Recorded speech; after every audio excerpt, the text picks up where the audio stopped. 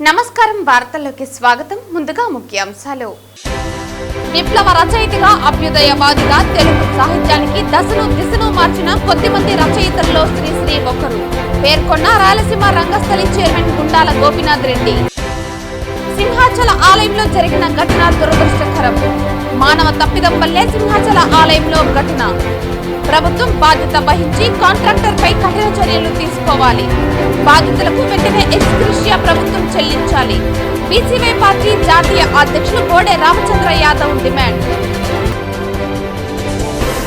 వార్తల్లోని వివరాలు. విప్లవ రచయితగా, అభ్యుదయవాదిగా తెలుగు సాహిత్యానికి దశను దిశను మార్చిన కొద్దిమంది రచయితల్లో శ్రీశ్రీ ఒకరని రాయలసీమ రంగస్థలి చైర్మన్ గుండాల గోపీనాథ్ రెడ్డి అన్నారు. మహాకవి శ్రీశ్రీ 115వ జయంతి వేడుకలను తిరుపతిలోని రాయలసీమ రంగస్థలి కళాకారులు ఘనంగా నిర్వహించారు. ఆయన చిత్రపటానికి పుష్పాంజలి ఘటించారు. ఈ సందర్భంగా రాయలసీమ రంగస్థలి చైర్మన్ గుండాల గోపీనాథ్ రెడ్డి మాట్లాడుతూ, శ్రీశ్రీ రచించిన మహాప్రస్థానం కవితా సంకలనం ఇప్పటికీ ఎవర్ గ్రీన్ పుస్తకంగా ఉందని కొనియాడారు. అతి తక్కువ అక్షరాలతో మహాశబ్దాన్ని సృష్టించగల దిట్ట శ్రీశ్రీ అని తెలిపారు. ముఖ్యంగా ఆయన రచనలు పీడిత ప్రజల్లో చైతన్యం తీసుకువచ్చాయని గుర్తు చేశారు. ఆయన రచించిన తెలుగు వీరలేవరా సినీ గేయానికి జాతీయ అవార్డు దక్కిందని తెలియజేశారు. తెలుగు సాహిత్యాన్ని శ్రీశ్రీ ముందు, శ్రీశ్రీ తర్వాత అన్న విధంగా ప్రభావితం చేసిన రచయిత అని కొనియాడారు. ఈ కార్యక్రమంలో కేఎన్ రాజా, మిమిక్రీ ఆర్టిస్ట్ సాంబోల హరిడాన్, కన్నప్ప, కేశవరెడ్డి, చంద్రబాబు నాయుడు, విద్వాన్ కస్ప పద్మనాభం, తొండమరంటి సుబ్రహ్మణ్యం రెడ్డి, వాసు సుబ్రహ్మణ్యం, గురునాథ నాయుడు, గురుస్వామి హరినాథ్ తదితరులు పాల్గొన్నారు. శ్రీశ్రీ గారి 115వ జయంతి సందర్భంగా రాయలసీమ రంగస్థలి ఆధ్వర్యంలో ఆయన చిత్రపటాన్ని పుష్పాంజలి ఘటించి ఘన నివాళి అర్పించాము. తెలుగు సాహిత్యానికి దశ దిశ వ్యాప్తి చేసిన మహాకవి శ్రీశ్రీ గారు ఆయన జయంతి ఈరోజు. ముఖ్యంగా ఆయన రచించిన మహాప్రస్థానం పుస్తకం ఎవర్ గ్రీన్గా నిలిచింది. ఆయన రచనల వల్ల అన్ని వర్గాల ప్రజల్లో చైతన్యం తీసుకుని వచ్చారు. అలాంటి మహాకవి శ్రీశ్రీ గారి జయంతిని ఈరోజు జరుపుకుని ఆయన ఘన నివాళులర్పించారు. సింహాచల ఆలయంలో జరిగిన ఘటన దురదృష్టకరమని, మానవ తప్పిదం వల్లే సింహాచల ఆలయంలో ఘటన చోటు చేసుకుందని తిరుపతిలో నిర్వహించిన మీడియా సమావేశంలో బీసీవై పార్టీ జాతీయ అధ్యక్షులు బోడే రామచంద్ర యాదవ్ పేర్కొన్నారు. తిరుపతిలో జరిగిన మీడియా సమావేశంలో బీసీవై పార్టీ జాతీయ అధ్యక్షులు బోడే రామచంద్ర యాదవ్ మాట్లాడుతూ, సింహాచల ఆలయంలో జరిగిన ఘటన దురదృష్టకరమన్నారు. మానవ తప్పిదం వల్లే సింహాచల ఆలయంలో ఈ ఘటన జరిగిందన్నారు. నాసిరకం పనుల వల్లే గోడకూలి అమాయకులైన 8 మంది భక్తులు మృతి చెందారని పేర్కొన్నారు. గోడకూలిన ఘటనలో ప్రభుత్వం బాధ్యత వహించి కాంట్రాక్టర్పై తగిన చర్యలు తీసుకోవాలని అన్నారు. రాష్ట్ర వ్యాప్తంగా దేవాలయాల్లో జరిగే నిర్మాణ పనుల్లో నాణ్యత ప్రమాణాలను ప్రభుత్వం గుర్తించాలన్నారు. సింహాచల ఘటనలో బాధితులకు వెంటనే ఎక్స్గ్రేషియా ప్రభుత్వం చెల్లించాలని అన్నారు. రాజధాని నిర్మాణం విషయంలో ప్రభుత్వం గెజెట్ నోటీస్ విడుదల చేయాలన్న బీసీవై పార్టీ అధ్యక్షులు బోడే రామచంద్ర యాదవ్ డిమాండ్ చేశారు. అక్షయ తృతీయ సందర్భంగా ఈరోజు సింహాచలం అప్పన్నకు జరుగుతున్న చందనోత్సవం కార్యక్రమంలో పాల్గొనడానికి విచ్చేసిన భక్తులపైన ప్రమాదవశాత్తు గోడ కూలి సుమారు 9 మంది భక్తులు మరణించడము చాలా దురదృష్టకరమైన సంఘటన. ఈ సంఘటనలో మరణించిన భక్తుల ఆత్మకు సద్గతులు కలగాలని, అదేవిధంగా ఈ ప్రమాదంలో గాయపడిన అందరూ తొందరగా కోలుకోవాలని, మరణించిన వారి కుటుంబ సభ్యులకు మనోధైర్యాన్ని ప్రసాదించాలని ఆ స్వామివారిని కోరుకుంటూ, ఈరోజు జరిగిన సంఘటన చాలా దురదృష్టకరమైన సంఘటన.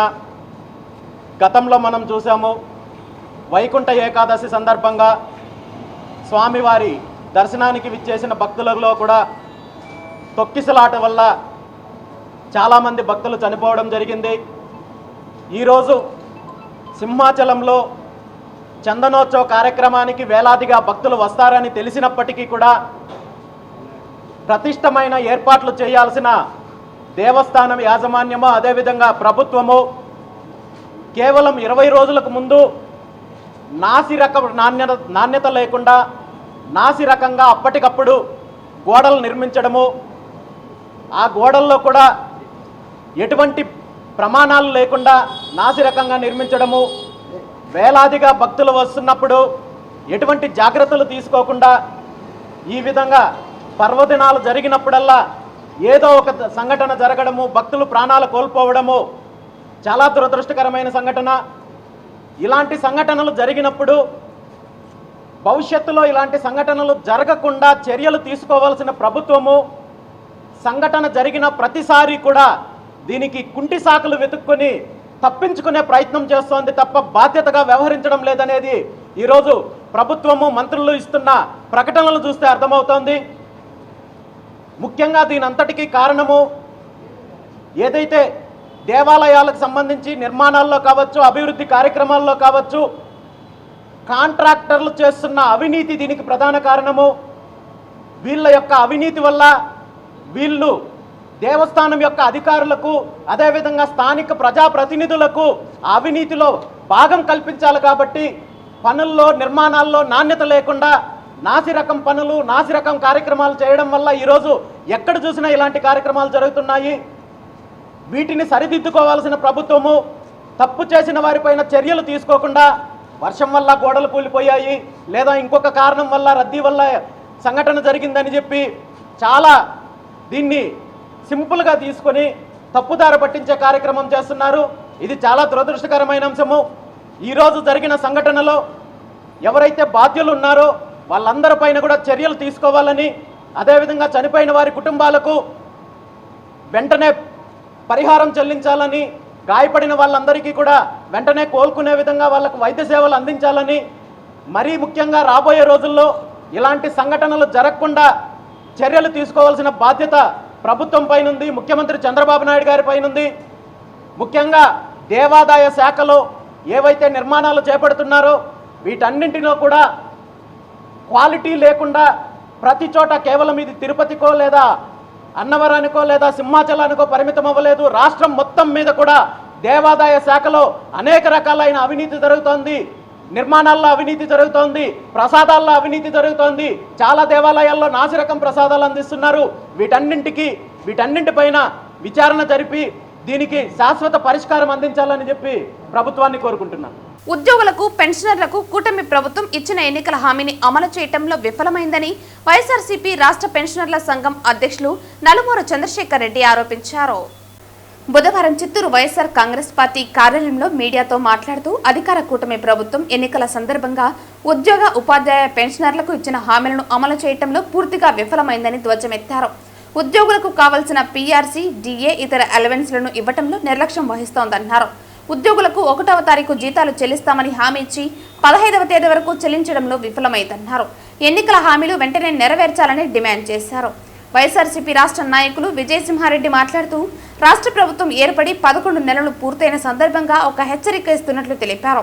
వైఎస్ఆర్సీపీ ఆధ్వర్యంలో అన్ని ప్రజా సంఘాలను ఏకం చేసి ఆందోళన ఉధృతం చేస్తామని హెచ్చరించారు. ఈ కార్యక్రమంలో రాష్ట్ర మొదలియార్ సంఘం అధ్యక్షులు జ్ఞాన జగదీష్, వైఎస్ఆర్సీపీ ఇన్ఛార్జ్ మనోహర్ రెడ్డి, పలువురు వైఎస్ఆర్సీపీ నాయకులు తదితరులు పాల్గొన్నారు. ఇది ఓన్లీ పెన్షనర్స్ అని కాదు, ఎంప్లాయీస్ కూడా ఉందన్నమాట. కలిసిన తర్వాత ఒక ప్లాన్ ఆఫ్ యాక్షన్ ఇస్తారు. మీరు అడిగిన కోసం లాస్ట్ రోడ్డు మీదకి వచ్చేదానికి వచ్చే జనవరి అవుతుంది.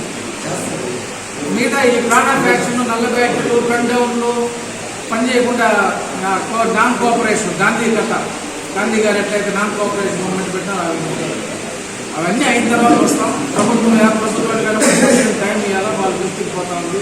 అదేవిధంగా అన్నగారు చెప్పినట్టు అన్ని డిపార్ట్మెంట్ల ఉద్యోగాలు కూడా ఇప్పుడు ప్రస్తుతం చూస్తున్నారు. మీరు వర్క్ ప్రెషర్లుగా కొన్ని, మా తప్పిదాల వల్ల కొన్ని పొలిటికల్ ప్రెషర్స్ వల్ల కొన్ని అన్నీ అయ్యి చాలా సమస్యలు ఈ మధ్య వచ్చినాయి. అందరికీ కూడా అన్నగారు చెప్పినట్టే నా అప్పీలు కూడా ఎటువంటి ఒత్తిడికి లోను కాకుండా, ఎటువంటి రాజకీయ ప్రలోభాలకు లోను కాకుండా మీ ఉద్యోగం మీరు జాగ్రత్తగా చేయాలని ఉద్యోగం చేసేవాళ్ళు ప్రతి ఒక్క డిపార్ట్మెంట్ వాళ్ళని మరీ కోరుకుంటున్నాం. Thank you. మేము అధికారంలోకి వచ్చిన వెంటనే ఉద్యోగులకు ఏదైతే బీఆర్సీ పెండింగ్ ఉందో దానికి సంబంధించి మధ్యంతర భృతిని ఇస్తాము అని చెప్పడం జరిగింది. నేను ఈ సందర్భంగా అడుగుతున్నా, 11 నెలలు దాటిపోతున్నా కూడా ఇంకా మీకు టైం సరిపోవట్లేదా అని. అంటే ఎన్నికలు అయిపోయిన వెంటనే అన్నారు. వెంటనే అంటే ఏంటి, నెక్స్ట్ ఎన్నికలు అయిపోయిన తర్వాత ఇంకా 4 ఏళ్ళ తర్వాతనా అని చెప్పేసి కూడా నేను క్వశ్చన్ చేస్తా ఉన్నా. ఏది కూడా ఉద్యోగస్తులకు రావాల్సినట్టు దాదాపు వాళ్ళు మేనిఫెస్టోలోనే ఒక 9-10 ఐటమ్స్ అన్ని కూడా పొందుపరచడం జరిగింది. ఏ ఒక్క ఐటమ్ కూడా చేయాల. ఉద్యోగస్తులు చెప్పారు, అయ్యా మేము 1వ తారీఖున అందరికీ శాలరీస్ ఇస్తామని చెప్పేసి. తర్వాత అది బాగానే ఉంది, ఇస్తామని చెప్పినారు, 1 నెలలో ఇచ్చారు. తర్వాత ఏ ఉద్యోగికి కూడా, ఏ శాఖలో కూడా, ఏ జిల్లాలో కూడా ఉద్యోగులకి 1వ తారీఖున శాలరీస్ కానీ పెన్షన్స్ రావట్లా. శాంపుల్ అంటారు చూడండి, శాంపుల్ నామకే వస్తాయి అంటారు చూడండి. ఆ విధంగా 1వ తారీఖున జ్యుడిషియల్ డిపార్ట్మెంటు, రాష్ట్ర సచివాలయంలోనూ అదేవిధంగా హెచ్ఓడిస్ కొంతమందికి ఏదో కొంత శాలరీస్ వేసి, 2-3 తారీఖుల్లో కొంతమంది హెచ్ఓడిలో పనిచేసే వాళ్ళకి వేసి, 6-7 తారీఖుల వరకు కూడా ఈ యొక్క శాలరీస్ ఇస్తూ పోతున్నారు. అయితే వాళ్ళు చెప్పుకునేది ఏమని చెప్తున్నారు, ఇంక్లూడింగ్ ముఖ్యమంత్రి గారు కూడా చెప్తూ ఉన్నారు, 1వ తారీఖున మేము జీతాలు ఇస్తున్నామని చెప్పేసి, ప్రతి నెలా ఇస్తున్నామని చెప్పి. ఎవరికి ఇస్తున్నారు, ఎంతమందికి ఇస్తున్నారు? ఈరోజు రాష్ట్రంలో దాదాపు ఉద్యోగ వ్యవస్థలో 15 లక్షల దాకా ఉద్యోగులు, పెన్షనర్లు, కార్పొరేషన్స్లో పనిచేసే వాళ్ళు అందరూ ఉన్నారు. అవుట్ సోర్సింగ్లోను కాంట్రాక్ట్ ఉద్యోగస్తులు అందరూ ఉన్నారు. వాళ్ళందరికీ కొంతమందికి అయితే చిన్న తరగతి ఉద్యోగస్తులకి నెలల వరకు కూడా పెండింగ్ పెడుతూ ఉన్నారు శాలరీస్. ఏదో ఒక వంక చెప్తారు అడిగితే. ఆక్రమణకు గురైన భూమిని సర్వే చేసి తమకు కేటాయించాలని కోరుతూ గంగాధర్ నెల్లూరు మండలం తూగుంటం గ్రామానికి చెందిన సుందర్రాజు, రుక్మిణి కుటుంబ సభ్యులు బుధవారం చిత్తూరు జిల్లా కలెక్టర్ కార్యాలయంలో వినతిపత్రం సమర్పించి విజ్ఞప్తి చేశారు. ఈ సందర్భంగా బాధిత సుందర్రాజు కుమారులు పురుషోత్తం మీడియాతో మాట్లాడుతూ, తూగుంటం గ్రామంలో 374 సర్వే నంబర్లు తమకు ఉన్న భూమిని కొంతమంది ఆక్రమణదారులు తమ భూమిని ఆక్రమించి హద్దులు తొలగించి ఆక్రమించుకున్నారని విన్నవించారు. దీనిపై ఆర్డీఓ కార్యాలయంలో జిల్లా రిజిస్ట్రార్కు ఫిర్యాదు చేసి హద్దులు రాళ్లు నాటించుకుని వ్యవసాయం చేసుకునే వాళ్ళమని తెలిపారు. తమ భూమిలో కొంతమంది జయచంద్ర, భాస్కర్, చిట్టి తదితరులు తమ భూమిలో సర్వే రాళ్లను మార్పు చేసి ఆక్రమించుకున్నారని విమర్శించారు.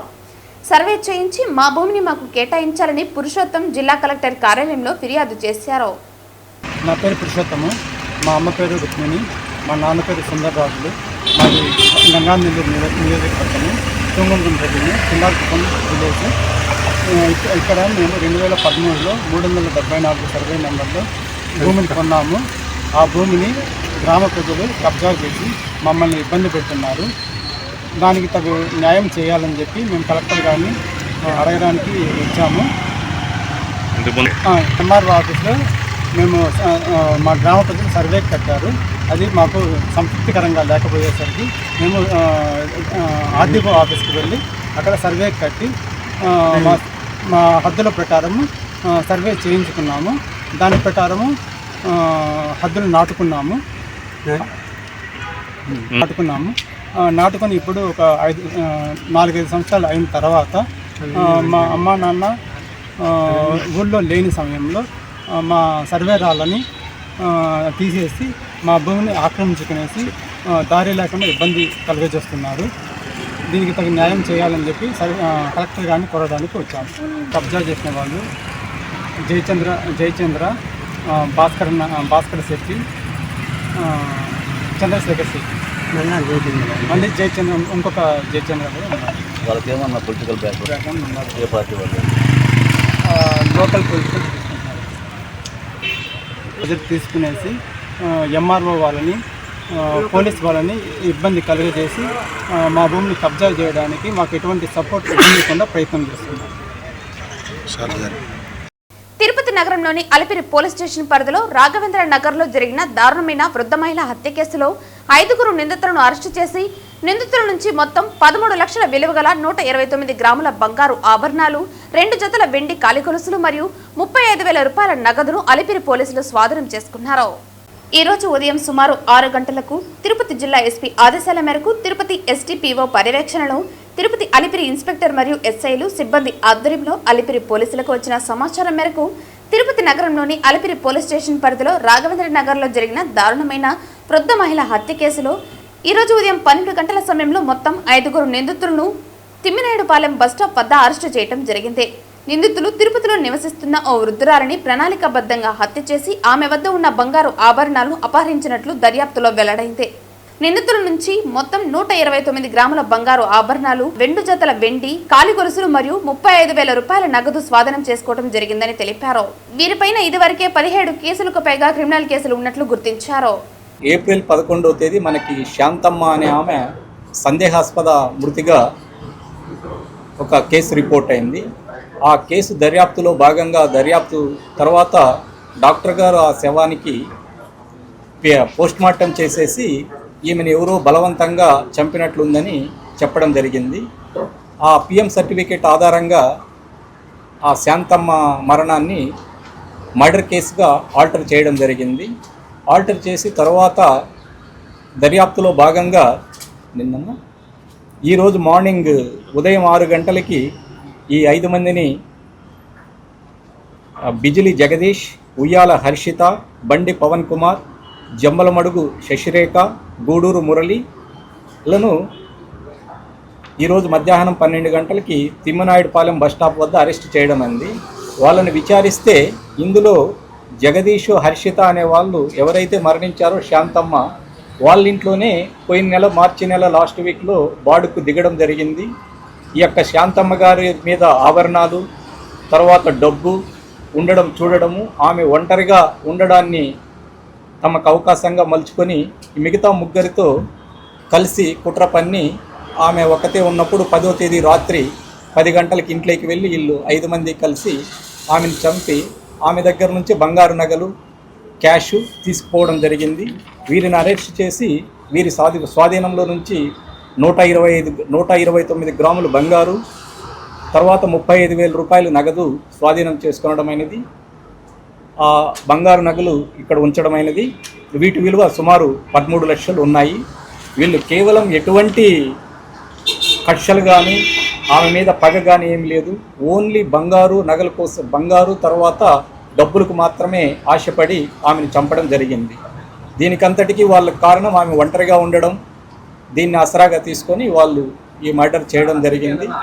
వీరిని హత్యకి ఎటువంటి ఆయుధాలు ఉపయోగించలేదు.